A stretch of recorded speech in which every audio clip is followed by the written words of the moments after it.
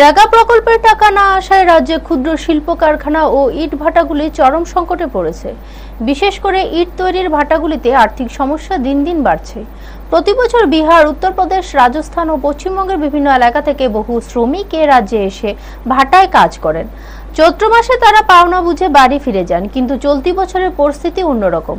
রাজ্যের বিভিন্ন এলাকায় ভাটাগুলি শ্রমিকদের পাওনা মেটাতে হিমশিম খাচ্ছে, কারণ গ্রাম উন্নয়ন দপ্তর ও ব্লক অফিসগুলি রেগা প্রকল্পের অধীনে ইট নিলেও তার বিল এখনো পরিশোধ করা হয়নি। প্রতি বছর পুজোর সময় বা মার্চ মাসে বকেয়া টাকা মিটিয়ে দেওয়া হলেও এবার দপ্তরের তরফে জানানো হয়েছে তাদের হাতে কোনো অর্থ নেই। ফলে শুধু ইট ভাটার মালিকরাই নন, বিভিন্ন সাপ্লায়ার আর্থিক চাপে পড়েছেন। সারা বছর দপ্তরের মাল সরবরাহ করলেও এই মুহূর্তে তাদের পকেটে প্রায় খালি। এই অবস্থা ক্ষুব্ধ ইটভাটা মালিক ও সাপ্লায়ার জানিয়েছেন, বকেয়া দ্রুত মেটানো না হলে আগামী এপ্রিল 2026 থেকে তারা আর কোনো মালামাল সরবরাহ করবে না। এতে সরকারের চলমান উন্নয়নমূলক কাজ ব্যাহত হওয়ার আশঙ্কা তৈরি হয়েছে। সমস্যা দ্রুত সমাধানের দাবি জানিয়েছে রাজ্যের ইটভাটা মালিক ও সংশ্লিষ্ট সাপ্লায়াররা।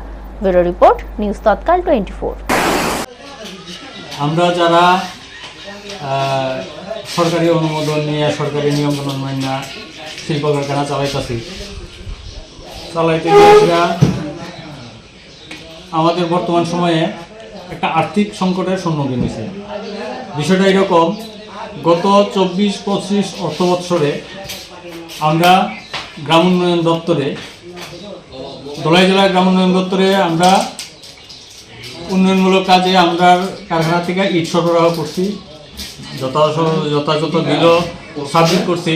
তারপরেও বিগত 24-25 অর্থ বৎসরে আমরা 10% বিল পাইছি, বাকিটা বকেয়াই রয়ে গেছে। বর্তমান বৎসর 25-26 অর্থ বৎসরেও আমরা দপ্তর আধিকারিকদের অনুরোধে, বাস্তুকাররার অনুরোধে এবং এলাকাবাসীর অনুরোধে আমরা ইটের সরবরাহ চালিয়ে গেছি। উন্নয়নমূলক কাজ যাতে চালু থাকে সেই উদ্দেশ্যে সহযোগিতা করতে গিয়ে এসে আমরা উন্নয়নমূলক কাজে আমরা প্রয়োজনীয় ইট সরবরাহ করে গেছি, বিলও জমা করছি। কিন্তু জমা করার পরে 25-26 অর্থ বৎসরে কোনো বিল আমরা এখন পর্যন্ত পাইছি না।